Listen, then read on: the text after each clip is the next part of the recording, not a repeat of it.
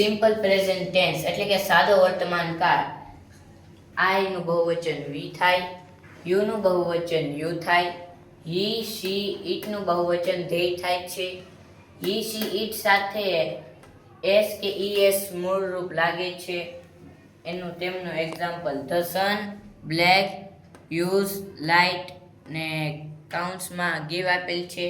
સન એક છે, તે એક વચન છે એટલે હી શી ઇટ સાથે એસ વપરાય એટલે તેની પાછળ એસ લગાડવામાં આવશે કે the sun gives.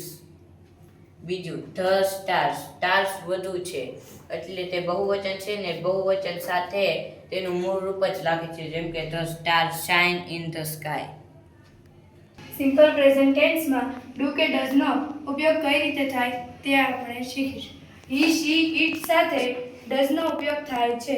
I V you તે સાથે ડુનો ઉપયોગ થાય છે.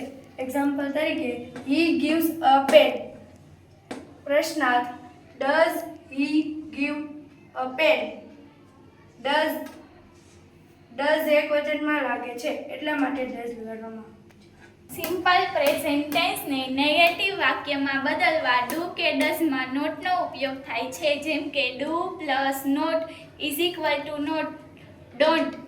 Does plus not is equal to not doesn't થાય છે.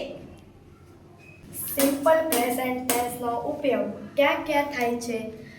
જો વાક્યના અંતે ડેઇલી એવરીડે લખ્યું હોય ત્યાં સિમ્પલ પ્રેઝન્ટ ટેન્સનો ઉપયોગ થાય છે. દરરોજ બનતી ક્રિયા દર્શાવવા માટે સાદો વર્તમાન કાળ વપરાય છે. હી શી ઇટ સાથે એસ કે ઈએસ લાગે, બાકી બધા સાથે મેન રૂપ લાગે.